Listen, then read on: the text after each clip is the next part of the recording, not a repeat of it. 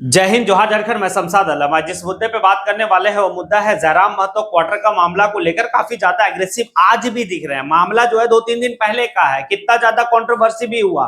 बहुत ऐसे लोग जो है कि इस बात को लेकर जयराम महतो का कटाक्ष भी किए कि जिस तरह से जयराम महतो का भाषा, वो भाषा जो है कि एक तो शोभनीय नहीं है, लेकिन फिर जो है कि वो एक बात कहते हैं एक सभा में जयराम महतो की, अगर जितने भी संगठन रैयतियों के नाम पे बनाया गया है, अगर ये सारे संगठन अमूमन जो है कि 52-53 संगठन जो है कि काम कर रहा है रैयतों के नाम के ऊपर, तो वो संगठन एक प्लेटफॉर्म पे आकर अगर काम करे तो वाकई में जो है कि उन रैयतियों को आने की उनका जो है कि अधिकार मिल सकता है। लेकिन आपस में ही बटे हुए हैं, तो इनको एक प्लेटफॉर्म पे आना होगा। ये बात जो है कि काफी बेहतर बात है कि सभी लोगों को एक प्लेटफॉर्म पे आके जो है कि लड़ाई लड़नी होगी शासन प्रशासन से। और दूसरा जो सबसे इंपॉर्टेंट बात जयराम महतो का है, वो सही कहे हैं कि हमारे लिए तो मखमल का चादर मतलब बिछा हुआ, हमारे राहों में फूल बरसाई जा रही है, लेकिन हमने सारा चीज को ठुकरा कर हमने जो रास्ता चुना है वो कांटों भरे रास्ता चुना है। सही बात है, जयराम महतो माननीय हो गए, विधायक हो गए, आज उनको हर तरह का सुविधा मिलेगा।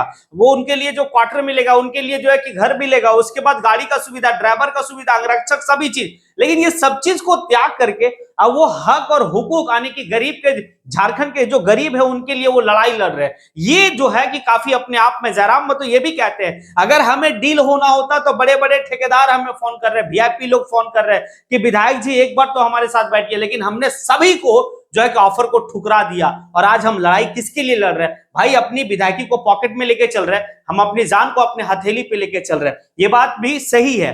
दूसरा जो है, और काफी ज्यादा कंट्रोवर्सी इस बात को लेकर पूरे झारखंड में नहीं पूरे हिंदुस्तान में होगा कि एक माननीय एक विधायक की ऐसी बोल कि विधायक जी ये कह रहे हैं कि भाई हम दो हमारे दो की नीति को एक्सेप्ट झारखंड के लोग नहीं कीजिए, हम दो हमारे दो एक्स्ट्रा दो आने की दो, और आने के हम दो हमारे चार की आने की नीति को अपनाने कह रहे हैं जनसंख्या के हिसाब से।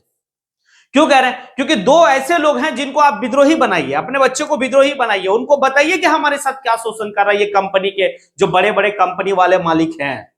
उनको अपना हक छीनना होगा, उनको अपना हक लेना होगा। इसीलिए आप जो है कि अपने बच्चे को विद्रोही बनाइए। कहां तक सही बोले नहीं बोले वो पूरा वीडियो में आप जब देखेंगे तब आपको समझ में आएगा आखिर जयराम महतो। लेकिन ये बात जब वो विधायक नहीं बने थे तो भी इस बात को कहे थे, जिस समय वो लोकसभा का चुनाव लड़ रहे थे।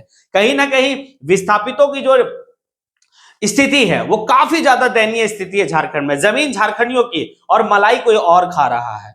तो ये तो सवाल कहीं ना कहीं मन में चुभता है। उसके बाद झारखंड के किसानों की भी जो है कि उन्होंने जिक्र किया कि झारखंड के किसान इतना सॉफ्ट हैं कि भाई 70 साल से अपने जमीन में खेती करने के लिए भाई दूर हैं। उनकी जमीन छीन ली गई, उनकी खेती नुमा जमीन जहां पर जो है कि अनाज की उपज हो सकती थी, वैसे जगह जो है कि उनसे ले लिया गया। आज वो दर बदर भटक रहे हैं। और इसी बात का घटना को लेकर बंगाल का उन्होंने घटना को जो है कि बताया कि ये झारखंड के किसान हैं जो 70 साल से जो है कि अपने जमीन के लिए भाई मांग रहे हैं, भीख मांग रहे हैं। लेकिन यही बंगाल में एक दिन बर्दाश्त नहीं किया गया था।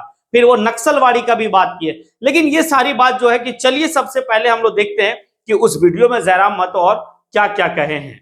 एक विधायक है हम, ठीक है, हमारे समर्थकों ने गलत किया था, सही किया था, वो अलग विषय है। लेकिन प्रशासन का ये रूप, ये कौन सा संवैधानिक तरीका है भाई? एक महज मामूली क्वार्टर का विषय था। ऐसे ऐसे क्वार्टर धनबाद बोकारो में गिनेंगे तो शायद 1 लाख के आसपास होगा, 1 लाख आसपास होगा। एक मामूली क्वार्टर के लिए जो प्रशासन ने अपना एक घृणित चेहरा दिखाया, बिल्कुल ये घृणित चेहरा था प्रशासन का, ये नफरती चेहरा था प्रशासन का, ये असंवैधानिक अमानवीय चेहरा था प्रशासन का। एक विधायक के साथ जब वो इस प्रकार का व्यवहार कर सकते हैं तो सोचिए आम ग्रामीण रैयत विस्थापितों का क्या हश्र होगा आने वाले सालों में। इसलिए आज मैं तमाम रैयतों से जिन्होंने किसी परियोजना में, किसी कल कारखाने में, कि डीवीसी की परियोजना हो या सीसीएल पीसीसीएल की परियोजना हो, जिन्होंने अपनी जमीन देने का काम किया है, आज उन्हें एक मंच में आने की आवश्यकता है। मैं आपसे यह आह्वान करने आया। आज मैं एक विधायक हूं, एक 30 साल का युवा, एक सुनहरा सपना, एक सुनहरी जिंदगी हमारे सामने। लेकिन आज उस जिंदगी को ठोकर मार के हम कांटों की ताज को स्वीकार करते हैं। उस सुनहरी, उस मखमली जीवन को हम ठोकर मार के कांटों के रास्ते को चुन रहे हैं। जबकि आपको भी मालूम है हम माननीय हैं, फूलों का बिस्तर हमारा स्वागत करने के लिए तैयार है, लेकिन हम कांटों की राह चल रहे हैं। आज प्रत्येक दिन दर्जनों ठेकेदारों का फोन आता है, बैठेंगे विधायक जी। दर्जनों वीआईपी लोगों का फोन आता है, 2 मिनट बैठिए विधायक जी। और आपको भी मालूम है उनके साथ बैठेंगे तो क्या डील होगा, आपको भी मालूम है। करोड़ों में ना सही लाखों में तो डील जरूर होगा। यानी एक मखमली बिस्तर को हम ठोकर मार के कांटों के साथ चल रहे हैं। किसके लिए? झारखंड के वंचित आवाम के लिए हम चल रहे हैं। आज क्या कमी होगी, एक माननीय को क्या कमी हो सकती है भाई? हमें आवास मिलेगा, गाड़ी की सुविधा मिलेगी, टीए मिलेगा, हर प्रकार की सुविधा मिलेगी, भत्ता मिलेगा, हवाई यात्रा मिलेगा, रेलवे की यात्रा मिलेगी और लाखों रुपए की सैलरी मिलेगी। तो आराम के जीवन को ठोकर मारते हुए हम आपके बीच विधायकी के साथ साथ अपनी जान को हथेली में लेके घूम रहे हैं। बताइए तो झारखंड के इतिहास में ऐसे आज के इस दौर में एक भी विधायक का नाम बताइए। अरे विधायकी तो छोड़िए, हम अपने जान को हथेली में लेके घूम रहे हैं। जिस दिन 2 बजे रात को हम बेरमो में आए, हमारी गाड़ी में हमारा एक भी अंगरक्षक नहीं था। वे लोग सोच चुके थे। हमने कहा कोई दिक्कत नहीं है।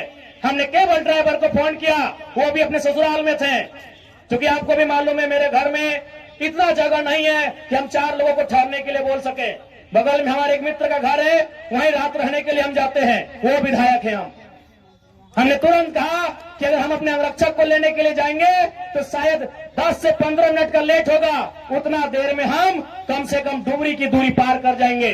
20 किलोमीटर हम 15 मिनट में सफर कर जाएंगे। इसलिए अंगरक्षक को सोने दीजिए, हम अकेले आएंगे। हम अपने जान को, अपने जीवन को हथेली में रख के चल रहे हैं। किस लिए? ताकि आज झारखंड की शोषित वंचित जनता को न्याय मिल सके। तो आप इतना तो कर सकते हैं, एक 30 साल का लड़का अपने आराम के जीवन को छोड़कर, ऐसो आराम को छोड़कर आज आपके लिए कांटों के रास्ते में चलने के लिए तैयार है। आप कम से कम ये जो 15, 16, 50, 60 समितियां बना के रखे हैं विस्थापन के नाम में, क्या एक नहीं कर सकते हैं? आप जिस दिन एक करेंगे इनको यहां से उखाड़ के फेंक देंगे। अब कीजिए। आज बीएसएल में भी हम जाते हैं, वहां 52 समितियां हैं। विस्थापन मोर्चा, विस्थापन क्रांतिकारी मोर्चा, विस्थापन उलगुलान मोर्चा, तो विस्थापन इनकलाब मोर्चा, 52 से 50 समितियां हैं। आप अपने आप को एक कीजिए। आज अपने निजी स्वार्थ का त्याग कीजिए। आज अपने मन के मतभेद को त्याग कीजिए। क्योंकि आज अगर नहीं समझे तो याद रखिएगा आने वाले 20 सालों में, अरे आज तो कम से कम आपके हिस्से की बात कोई कर पा रहा है, आपकी हक की बात कोई बोल पा रहा है। आने वाले दिन अगर बोलेंगे ना तो शायद आपकी जबान काट ली जाएगी, बिल्कुल काट ली जाएगी। ये कौन सा रूप था? आप ही बताइए, कौन सा रूप था प्रशासन का? देखा था ना आपने?